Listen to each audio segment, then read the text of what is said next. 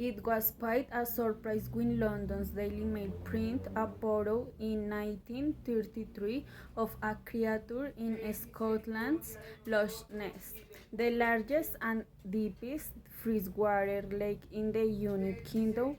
People had been telling stories about such a creature for over 1,000 years.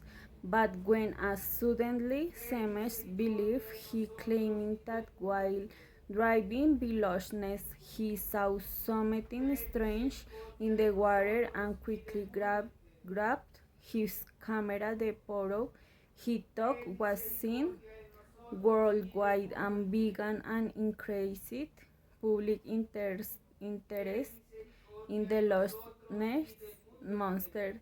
60 years later, in November 1993, Christian Spurling told a different story. His stepfather, filmmaker and actor Duke Whitterell, had been hired by the Daily Mail to look for evidence of the Loch Ness Monster, but instead he asked his stepson Spurling to make a monster with his own hands from a toy boat. His other son Lan took the photo then in order to make the story believe. Quidditch asked the surgeon Colonel Wilson to say that he had taken the photo. A story created so much publicity in 1933 that they decide not to admit the hoax. The true story remained a secret for over 60 years in the main. Those who believe there is a creature in the lake continue to sue. The Hitler Diaries was in 1983. The German magazine dished in announced that reporter Garrett Heidemann had made an incredible discovery. Diaries written by Adolf Hitler. The magazine explained that the diaries had been found by farmers after a Nazi plane crashed in a field in April 1945. Their starting paid almost 10,000 more to a Dr. Fisher, who claimed to have retrieved the discovery caused a lot of excitement. Magazines and newspapers in London and New York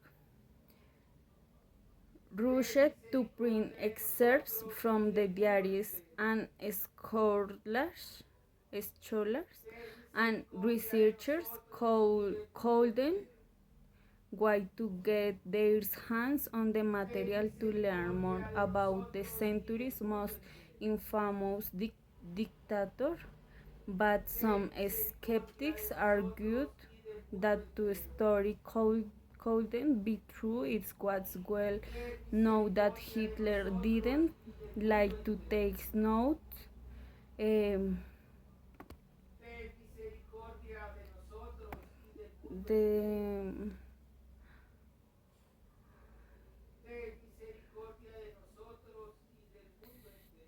like to take noteless.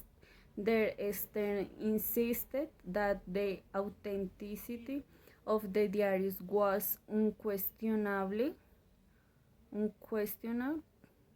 However, when experts began to examine them, it became clear that the diaries were fake.